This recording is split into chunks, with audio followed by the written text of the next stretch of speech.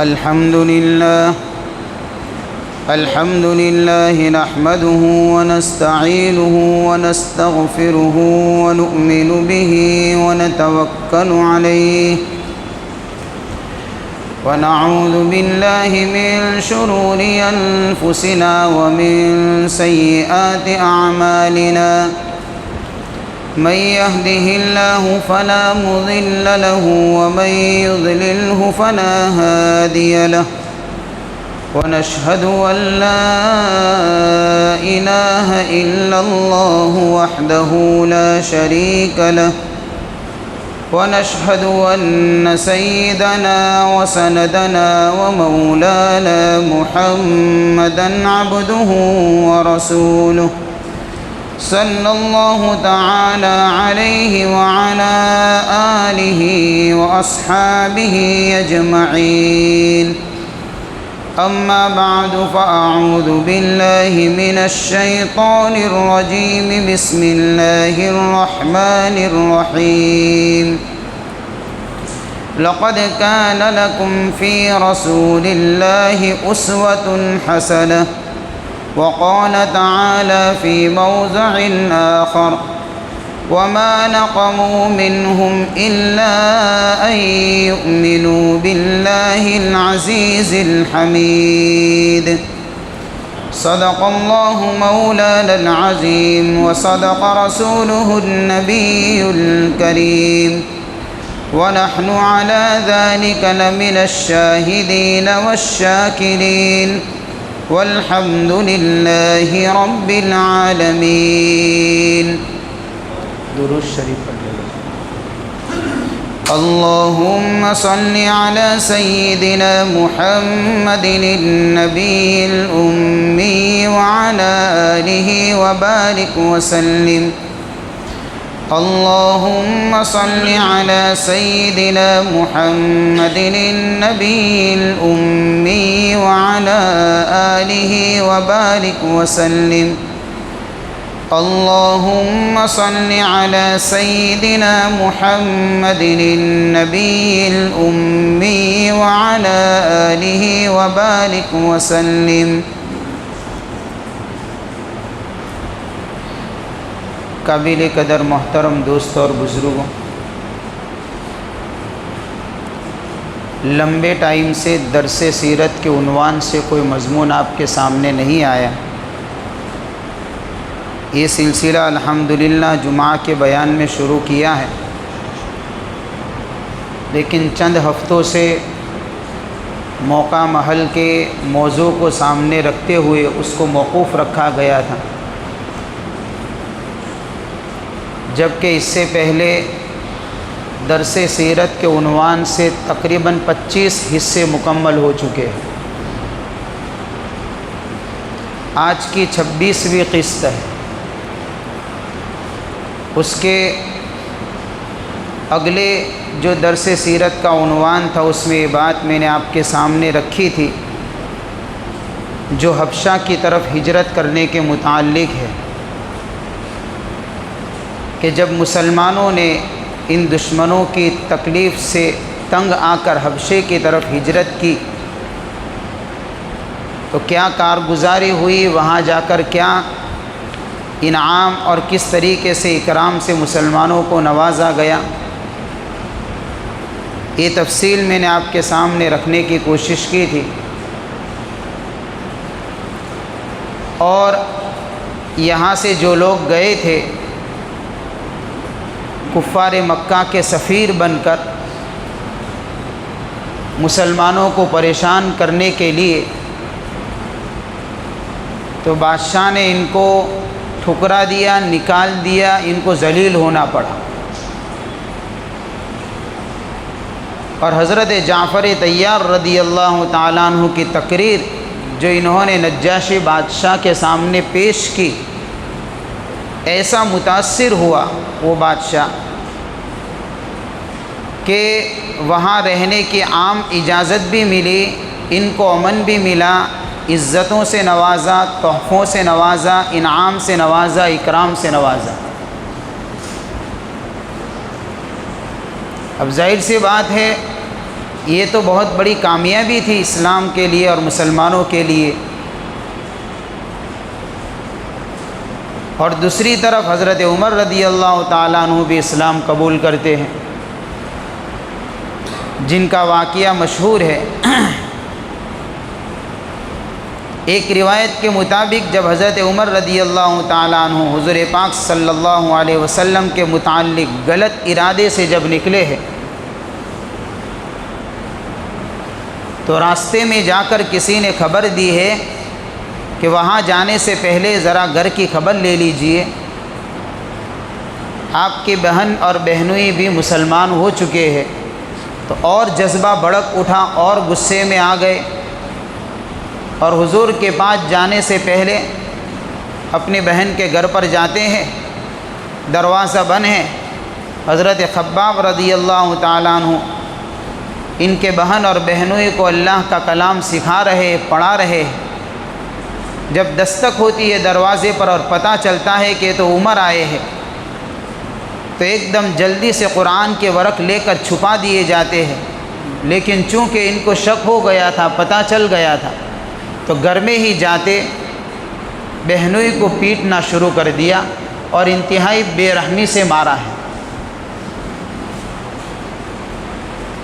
اب ان کی بہن سے رہا نہیں گیا تو ان کی بہن نے یعنی کہ اعلان کر دیا کہ عمر اگر ہم کو اس وجہ سے مارا جاتا ہے کہ ہم مسلمان ہو گئے ہیں تو سن لیجئے ہم مسلمان ہو ہی چکے ہیں۔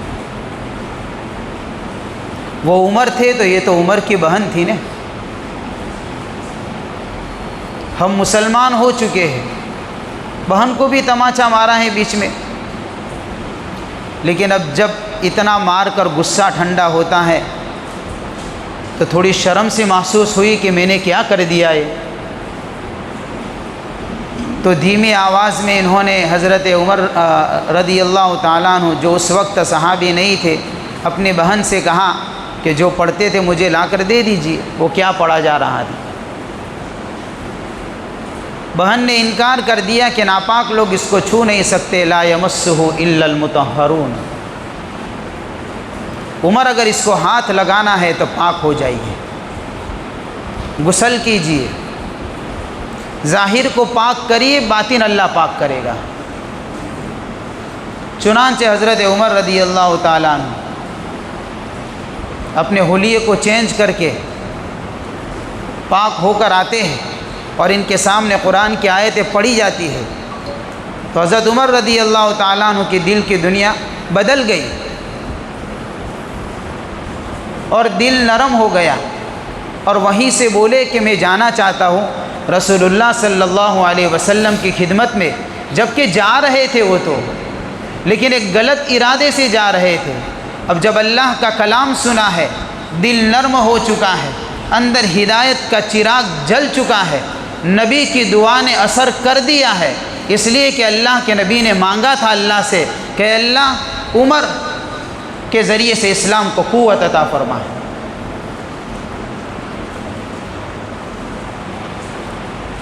اللہ کے دربار کے اندر نبی کی یہ تڑپ پہنچ چکی تھی، لیکن عمر کو لانا کیسے ہے؟ یہ نظام اللہ نے بنایا، کیسے لانا ہے؟ بندے کا کام ہے رب کو پکارنا، کام کیسے بننے ہیں یہ تو اللہ کے ہاتھ میں ہے۔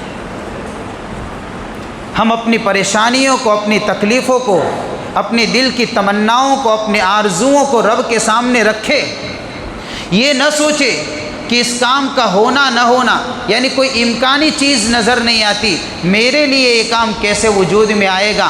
آپ رب کو پکاریے تو صحیح، اللہ کس طریقے سے اس کام کو بنائے گا۔ یہ کام بندے کا نہیں ہے کہ تدبیر کرے، یہ اللہ کر کے دکھائے گا۔ اس کے بس میں اتنا ہے کہ جتنی طاقت ہے اتنا کر گزرے اور اللہ کو پکارے۔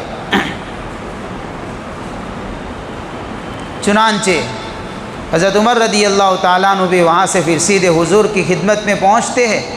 آپ علیہ الصلاۃ والسلام تشریف فرمائے، چند صحابہ ہیں، وہی گنے چنے صحابہ تھے، وہ چھپ کر عبادت کی جا رہی ہے۔ پتہ چلا کہ عمر آ رہے ہیں، ہاتھ میں تلوار بھی ہے، دربار نبوت کے آداب سے ابھی واقف نہیں تھے، پتہ نہیں تھا کہ کس انداز سے خدمت اقدس میں پیش ہونا چاہیے، اس لیے اسی انداز سے جا رہے تھے، ہاتھ میں کھلی تلوار ہے، سامنے صحابہ بیٹھے ہیں۔ سوچا کہ عمر کو دور سے ہی نمٹا دے ہوئے، اللہ کے نبی نے کہا کہ ضرورت نہیں ہے، آنے دو، نیک ارادے سے آیا ہے تو اس کے لیے خیر کا معاملہ ہے۔ جب حضور کی خدمت میں عمر پہنچتے ہیں، جس عمر کے نام سے آج بھی دنیا کے لوگ کانپتے ہیں، تھراتے ہیں، جن کی بہادری کے چرچے عرب کے اندر مشہور تھے اور ہے، جس میدان کے اندر اگر عمر کھڑے ہو جاتے تھے اس میدان کے اندر لوگوں پر لرزہ طاری ہو جاتا ہو، شجاعت اور بہادری کا یہ عالم ہو، لیکن خدمت اقدس میں پہنچتے ہیں، دل نرم ہے، آنکھیں جھکی ہوئی ہے۔ اللہ کے نبی صلی اللہ علیہ وسلم نے عمر کے دامن کو پکڑ کر جھٹکا ہے، حضرت عمر دو زانوں حضور کی خدمت میں پیش ہو جاتے ہیں، اور اللہ کے نبی نے پوچھا عمر بتا کیوں آیا ہے؟ حضرت عمر رضی اللہ تعالیٰ عنہ فرماتے ہیں یا رسول اللہ، جس کام کو لے کر آئے ہیں اس دعوت کو میرے سامنے پیش کر دیجیے۔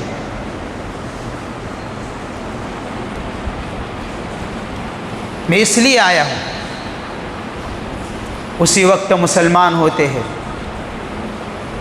تو یہ بھی ایک طرح کی مسلمانوں کی فتح تھی کہ حضرت عمر رضی اللہ تعالیٰ عنہ اسلام قبول کرتے ہیں، اس لیے کہ ان کے اسلام لانے کے بعد کھلے عام نماز پڑھنے کی آزادی ملی تھی، بیت اللہ میں نماز پڑھنے کی آزادی ملی، تبلیغ کرنے کی آزادی ملی۔ جو چھپ کر عبادتیں کی جاتی تھی اب کھل کر عبادتیں ہونے لگی۔ حضرت عمر رضی اللہ تعالیٰ عنہ نے اپنے مسلمان ہونے کا اعلان برسر عام کیا تھا، چھپ کر نہیں، تاکہ سب کو پتہ چل جائے کہ اب عمر نے بھی اسلام قبول کر دیا۔ یہ بھی ایک طرح کی فتح تھی۔ یا حبشہ میں مسلمانوں کو اکرام سے نوازا، ایک فتح یہ، یا حضرت عمر رضی اللہ تعالیٰ عنہ مسلمان ہوتے، دوسری فتح حضرت حمزہ رضی اللہ تعالیٰ عنہ بھی اسلام قبول کر چکے تھے، یہ تیسری فتح تھی۔ اس لیے کہ حضرت حمزہ رضی اللہ تعالیٰ عنہ کو بھی تو کہا گیا نا، حمزہ تو اسد اللہ و اسد رسول۔ ہر جمعہ کے دن ہم خطبے میں سنا کرتے ہیں کہ کون حمزہ؟ جو اللہ اور اس کے رسول کا شیر ہے۔ یہ بھی شجاعت اور بہادری کے اندر ہم سب جانتے ہیں۔ ان کے بھی اسلام لانے کا واقعہ بڑا عجیب ہے کہ شکار پر گئے ہوئے تھے، ایک مرتبہ آپ علیہ الصلاۃ والسلام نکلے، حرم کی طرف جا رہے تھے، راستے میں ابو جہل ملتا ہے اور انتہائی خطرناک سست اور الفاظ اور نازیبہ الفاظ حضور کے شان میں بکتا ہے اور کہتا ہے۔ عبداللہ بن جدعان کی ایک باندی تھی، اس نے سنا کہ اتنے خطرناک الفاظ سے اس نے رسول اللہ کو پریشان کیا ہے۔ چنانچہ حضرت حمزہ رضی اللہ تعالیٰ عنہ جب شکار پر سے آتے ہیں تو ان کی باندی نے حضرت حمزہ سے کہا کہ تھوڑی دیر پہلے آتے تو آپ سنتے کہ ابو جہل نے آپ کے بھتیجے کے متعلق کتنے سخت الفاظ استعمال کیے ہیں۔ حضرت حمزہ رضی اللہ تعالیٰ عنہ سے رہا نہیں گیا، اسی حال میں حرم کے اندر پہنچتے ہیں اور ہاتھ میں جو ہتھیار تھا، ابو جہل وہیں بیٹھا ہوا تھا، اس کے سر پر زور سے مار کر کہا کہ اگر تو نے رسول اللہ کو پریشان کیا ہے تو سن لے، آج سے حمزہ بھی مسلمان ہو چکا ہے۔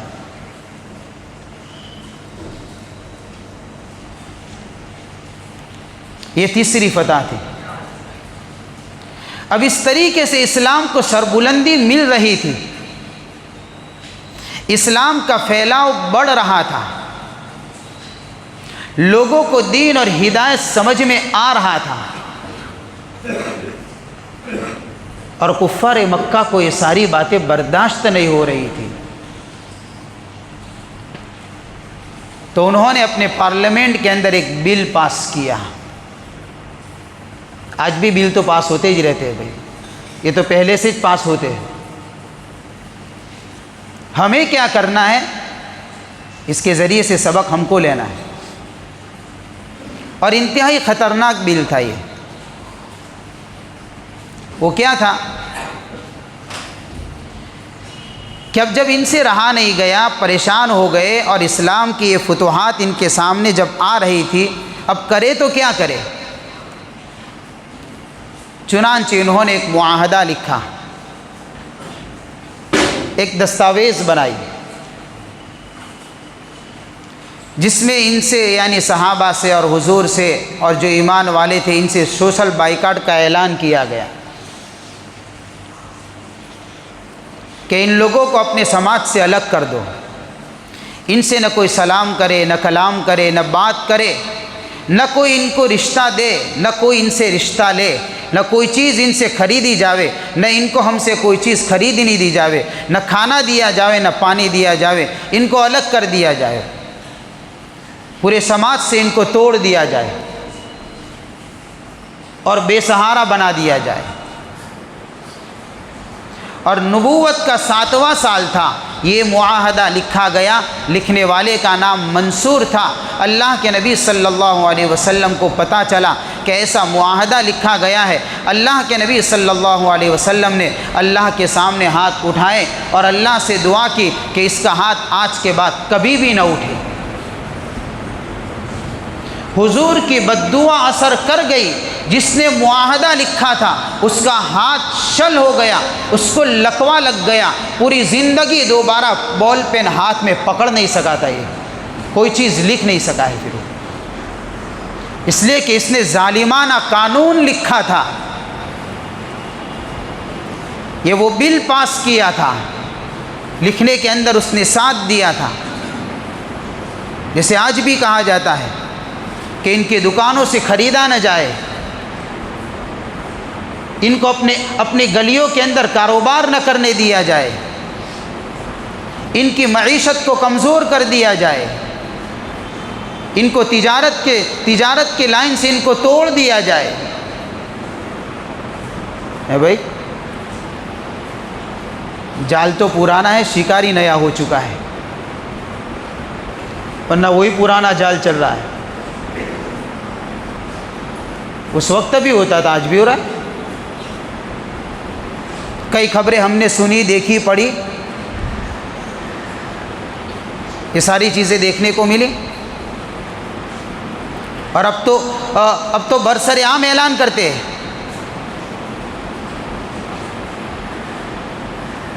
یہ بل انہوں نے پاس کیا، نتیجتاً آپ علیہ الصلاۃ والسلام اور آپ کے ساتھ صحابہ، مرد بھی، عورتیں بھی، بچے بھی، چھوٹے چھوٹے دودھ پیتے بچے، یہ ابو طالب، شعب ابو طالب جس کو کہا تھا، اس گھاٹی کے اندر محصور ہو گئے، قید ہو گئے۔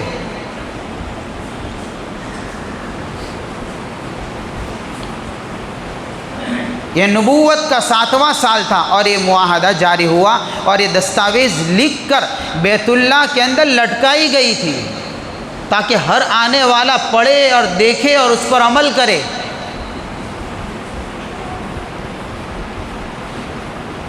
ہر طرح کے حقوق ان سے چھین لیے گئے،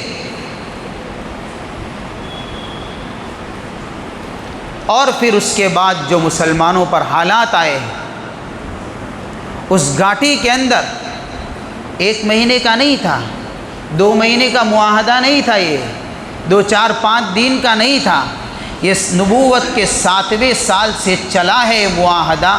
10ویں یعنی نبوت کا 10واں سال آیا، مسلسل 3 سال تک اس گھاٹی کے اندر مسلمان، آپ علیہ الصلاۃ والسلام بھی ہے، صحابہ بھی ہے، مرد بھی ہے، عورتیں بھی ہیں، بچے بھی ہیں، سارے کے سارے اس گھاٹی کے اندر قید رہے ہیں، بغیر کھائے اور پیے، اس لیے کہ سماج نے اس طریقے سے بائیکاٹ کیا تھا، کوئی کھلانے اور پلانے کے لیے تیار نہیں تھا، کوئی سلام کرنے کے لیے تیار نہیں تھا، کوئی پوچھنے کے لیے تیار نہیں تھا۔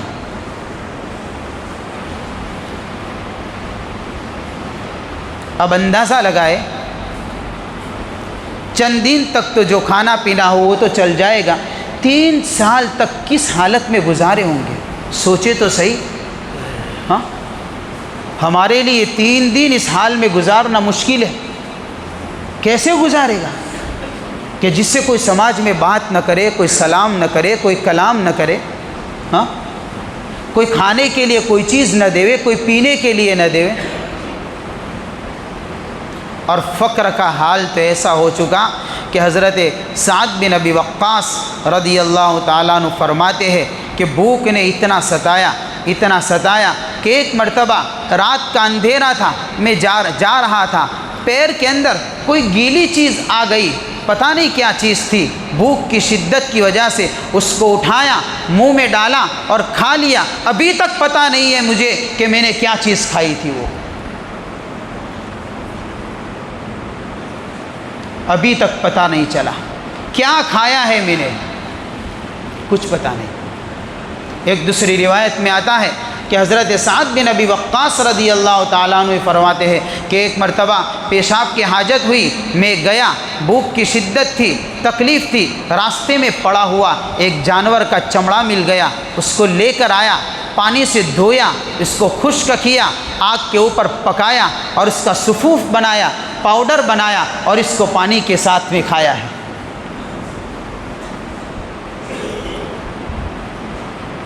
بھوک اور تکلیف کا عالم یہ تھا کہ ماؤں کی چھاتیوں سے دودھ سوکھ گیا. چھوٹے چھوٹے معصوم بچے بلکتے تھے، روتے تھے، تڑپتے تھے، اور یہ لوگ سارے کے سارے، یہ معاہدہ لکھنے والے، یہ ظالمانہ قانون پاس کرنے والے ایک طرف بیٹھ کر ٹھٹھا کرتے تھے، مذاق اڑاتے تھے اور ہنسیاں اڑاتے تھے.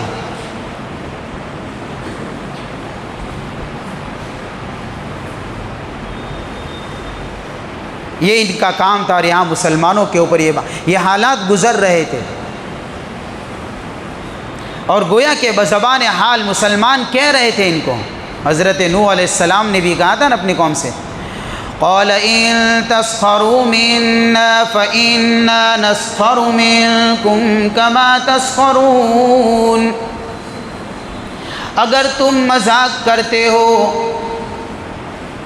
ہاں حضرت نوح علیہ السلام نے اپنی قوم سے کہی تھی یہ بات، اگر تم مذاق کرتے ہو تو سن لو، آج تمہاری باری ہے، جتنی بھی ہنسی اڑانی ہے، جتنی بھی مذاق اڑانی ہے اڑا لو. ایک وقت آئے گا ہم بھی تم پر ہنسیں گے جیسے تم ہم پر ہنسا کرتے ہو. ہاں باری تو آتی ہے ہر کسی کی. آج اگر کوئی طاقت کے نشے میں اپنے انجام کو بھول جاتا ہے، ظلم کے انجام بد سے غافل ہو جاتا ہے، ایک بات یاد رکھنی چاہیے ظالم کو کہ بہت بڑا گناہ ہے، ظلم کا انجام برا ہوتا ہے. یہ حال مسلمانوں کے ساتھ میں ہو رہا تھا، یہاں ٹھٹھا ہو رہا ہے، اور یہاں بھوک اور پیاس کی وجہ سے اور تکلیفوں کی وجہ سے تڑپ رہے ہیں. مائیں تڑپ رہی ہے، بچے تڑپ رہے ہیں. کوئی پریشانی کا یہ عالم ہے کہ اگر باہر سے کوئی قافلہ آتا ہے تو ان میں اعلان کر دیا جاتا ہے کہ اگر یہ لوگ تم سے کوئی چیز خریدنے کے لیے آئے تو اس کا بھاؤ اتنا بڑھا دو یہ خرید نہ سکے. چنانچہ ایسا ہی ہوتا تھا، باہر سے کوئی قافلہ آتا اور ان سے کوئی چیز خریدنے جاتے تو اتنا بڑھا کر بھاؤ بتا دیا جاتا کہ پھر وہ قیمت کی وجہ سے خریدتے نہیں تھے. اور کہاں سے خریدیں گے؟ حال ایسا تھا، کہاں سے خریدیں گے؟ لیکن دیکھیے ایمان کا راستہ، یہ سچائی کا راستہ وہ ہے جس کے اوپر قربانیاں ہیں. ہاں 3 سال تک مسلسل ان حالات میں رہنے کے باوجود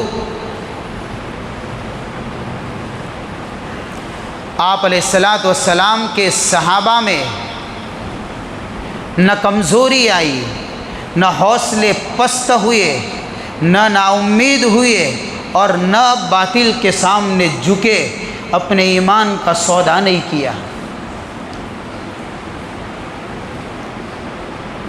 اور امت کو پیغام سنایا کہ راہ حق پر چلنے والوں کو سمجھنا چاہیے کہ ہدایت کا راستہ قربانیوں سے بھرا پڑا ہے.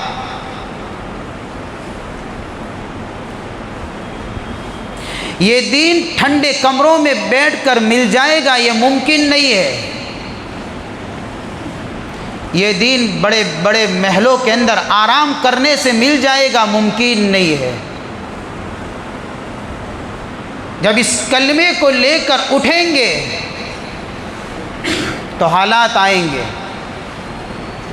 تنقیدیں ہوگی، تبصرے ہوں گے، تانے دیے جائیں گے، مشقتیں آئے گی، مصائب برداشت کرنے پڑیں گے، مظالم ڈھائے جائیں گے، اقتدار اور معیشت کو توڑا جائے گا، غربت ستائے گی، گالیاں سننی پڑے گی، بہت کچھ ہوگا۔ لیکن اگر کوئی ایمان کا راہی اور ایمان کے راستے پر چلنے والا اگر ڈٹ کر جمے گا اور چلے گا تو اللہ اس کے ایمان کے اندر وہ پاور عطا فرمائیں گے کہ اس کو ایمان کی لذت، پھر حلاوت اور وہ محسوس ہوگی جو کوئی تصور نہیں کر سکتا ہے۔ اور یہی ہوا صحابہ پر ڈھانے والا ہر ظلم ان کے ایمان کو بڑھاتا تھا۔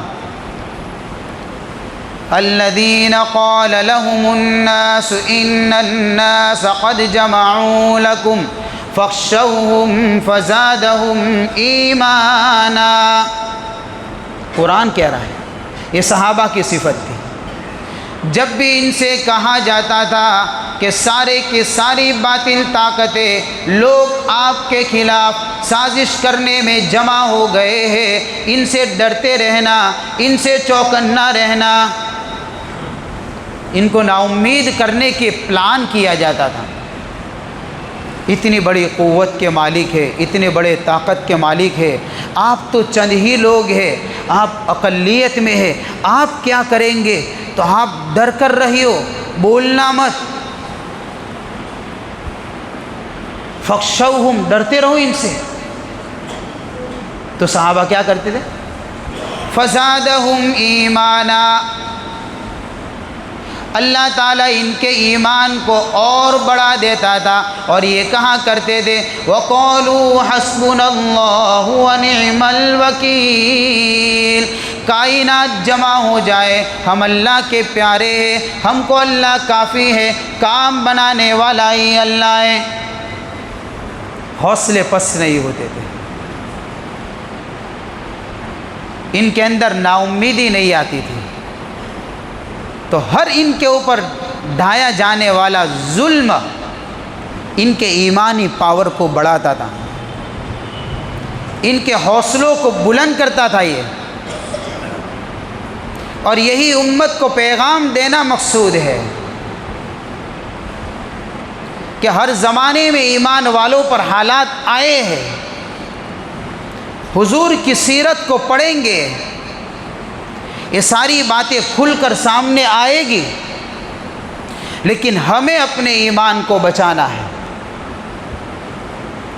اپنے نسلوں کے ایمان کو بچانا ہے۔ ہر چیز کا سودا ہو سکتا ہے، اپنے دین اور ایمان کا سودا نہیں ہو سکتا، ممکن نہیں یہ چیز، یہ کیسے ہو سکتا ہے؟ ایک عجیب تحریر پڑھی تھی میں نے سوشل میڈیا کے اوپر، اس کا خلاصہ آپ کے سامنے رکھنا چاہتا ہوں کہ جب اس طریقے سے حالات بنتے ہیں تو ہماری بات کر رہا ہوں، کسی اور کی بات نہیں کرتا ہوں، تو ہمارے اندر مختلف جماعتیں بن جاتی ہے۔ جب ایسے حالات بنتے ہیں، ایک جماعت تو ایسی ہے کہ جو دونوں طرف رہتے ہیں، وَإِذَا خَلَوْا إِلَى شَيَاطِينِهِمْ قَالُوا إِنَّا مَعَكُمْ إِنَّمَا نَحْنُ مُسْتَهْزِئُونَ، اپنی سیاست کو چمکانے کے لیے، اپنے بچاؤ کے لیے، اپنی روٹی سیکنے کے لیے ان کے ساتھ بھی ہوتے ہیں اور مسلمانوں کے ساتھ بھی ہوتے ہیں۔ یہاں مل جاتے ہیں تو کہتے ہیں ہم تمہارے بھائی ہیں، وہاں مل جاتے ہیں تو کہتے ہیں حکمت کو سامنے رکھتے ہوئے جانا پڑتا ہے۔ کچھ لوگ ایسے ہوتے ہیں،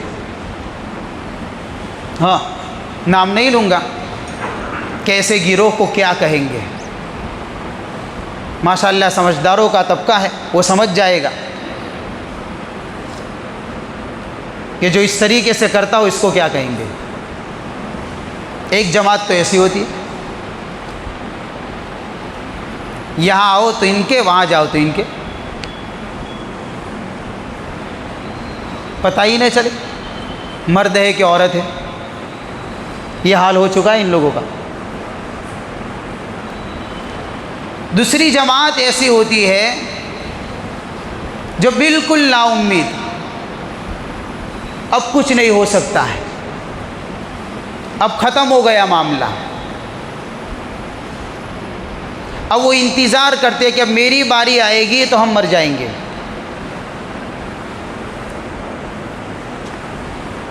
نا امیدی، اب نا امیدی، خیر اس سے تو اچھا ہے یہ طبقہ تو، کہ ایسا تو نہیں ہوا، لیکن یہ بھی خطرناک معاملہ ہے، اس لیے کہ اللہ قرآن میں کہتے ہیں إِنَّهُ لَا يَيْأَسُ مِن رَّوْحِ اللَّهِ إِلَّا الْقَوْمُ الْكَافِرُونَ۔ نا امید تو کون ہوتا ہے؟ نا امید تو وہ لوگ ہوا کرتے ہیں جن کو اللہ کی رحمت پر یقین نہیں ہوتا، ورنہ اللہ کی رحمت سے مایوس ہو جانا، نا امید ہو جانا، قرآن کہتا ہے تو کفر ہے۔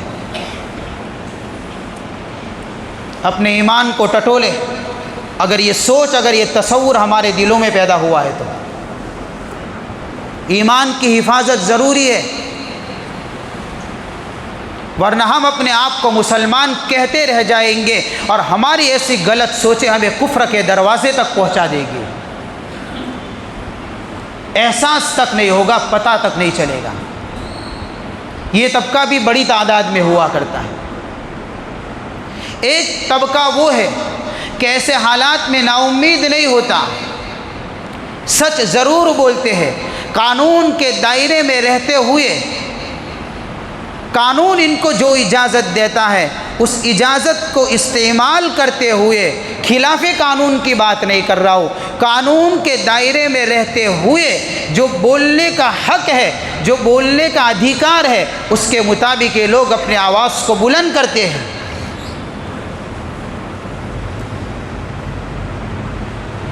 اور حالات ان پر ہی آتے ہیں، اور ہر زمانے میں اس کی تعداد بہت گنی چنی رہی ہے، یہ تعداد بہت کم رہی ہے جو سچے اور پکے ایمان والوں کی ہوا کرتی ہے۔ اور اللہ تعالیٰ نے جب بھی اپنے دین کو سربلندی عطا فرمائی ہے، ملاوٹ والے مجمع سے عطا نہیں فرمائی۔ اللہ جب اپنے دین کو سربلند کرنا چاہتا ہے تو اس مجمع کے اندر سے ملاوٹ کو پہلے نکالتا ہے، پکوں کے گروہ کو ایک طرف کھڑا کر کے پھر اللہ اسلام کو عزت سے نوازتا ہے۔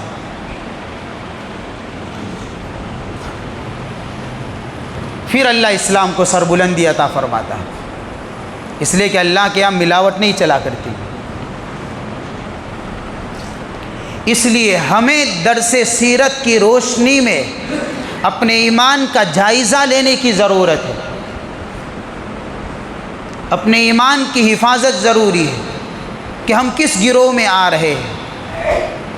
کہیں ایسا تو نہیں ہے کہ اس طریقے سے دونوں طرف کام ہو رہا ہو، کہیں ایسا تو نہیں ہے نا امید ہو چکے ہیں۔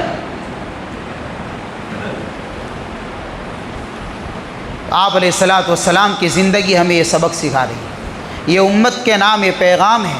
حالات تو آئیں گے، تنقیدیں ہوگی، تبصرے ہوں گے، طعنے دیے جائیں گے، بہت کچھ ہوگا، مشقتیں آئے گی، قربانیاں دینی پڑے گی، لیکن ڈٹے رہنا ہے، ایمان کو ہاتھ سے جانے نہیں دینا ہے۔ اللہ ہمارے ایمان کی بھی حفاظت فرمائیں گے، نسلوں کے ایمان کی اللہ حفاظت فرمائیں گے۔ ایک کی قربانی کہاں تک رنگ لاتی ہے ہم سوچ نہیں سکتے،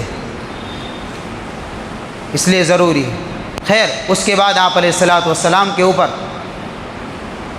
یہاں سے تو اللہ نے آزادی دلائی۔ کیسے آزادی دلائی؟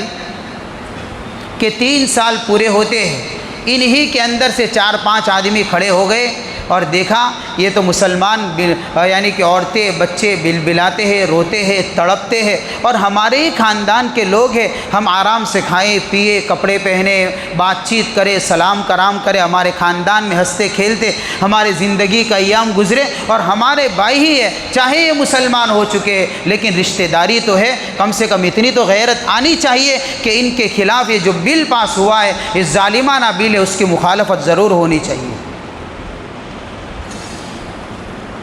آواز اٹھی ان کے مجمع کے اندر کہ اس کو ختم کرو، یہ مناسب نہیں ہے۔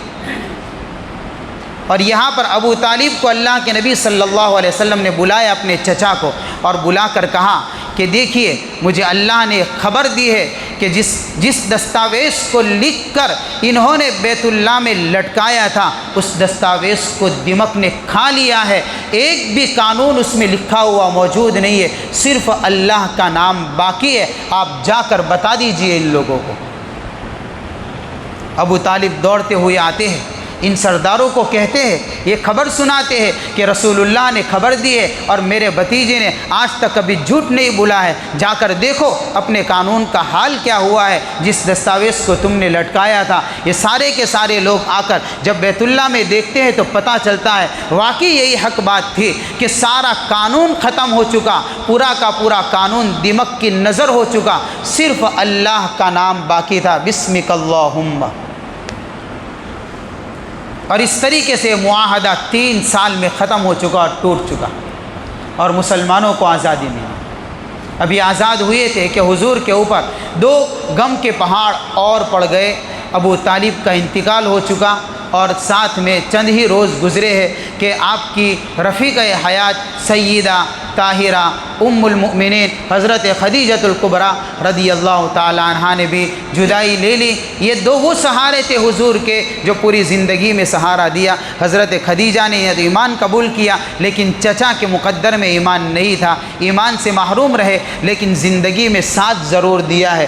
انتقال کے وقت ابو طالب کے پاس حضور پاک صلی اللہ علیہ وسلم آتے ہیں اور آ کر اپنے چچا سے کہتے، چچا جان ایک مرتبہ پڑھ لیجئے، کل محشر کے میدان میں گواہی دوں گا اور آپ کی سفارش کروں گا، لیکن اللہ تعالیٰ نے آیت اتاری، انک لا تہدی من احببت ولکن اللہ یہدی من یشاء۔ اے میرے محبوب آپ جس کو چاہیں اس کو ہدایت نہیں مل سکتی، ہدایت کا خزانہ تو ہمارے پاس ہے، ہم جس کو چاہتے اس کو ہدایت دیتے ہیں۔ چنانچہ ابو طالب کو ہدایت نہیں ملی، آخری جملہ یہ کہتے کہتے مرے ہیں کہ میں اپنے قوم کی ملت پر مرنا چاہتا ہوں، یعنی جس دین پر ابھی تک جیا ہوں اسی پر میں مرنا چاہتا ہوں، اور اسی حال میں انتقال ہوا۔ ہدایت رشتہ داریوں میں نہیں چلا کرتی، ہدایت تو طالبوں کے دل میں اترا کرتی ہے۔ جس دل میں طلب ہوتی ہے اللہ اس دل کو ہدایت سے منور کرتے ہیں، اور جس کی زندگی میں طلب نہیں ہوتی اللہ ان کی زندگیوں سے ہدایت کو چھین بھی لیتے ہیں۔ اللہ تعالی ہم سب کی حفاظت فرمائے، ہمارے ایمان کے اللہ حفاظت فرمائے۔ وآخر دعوانا ان الحمد للہ رب العالمین۔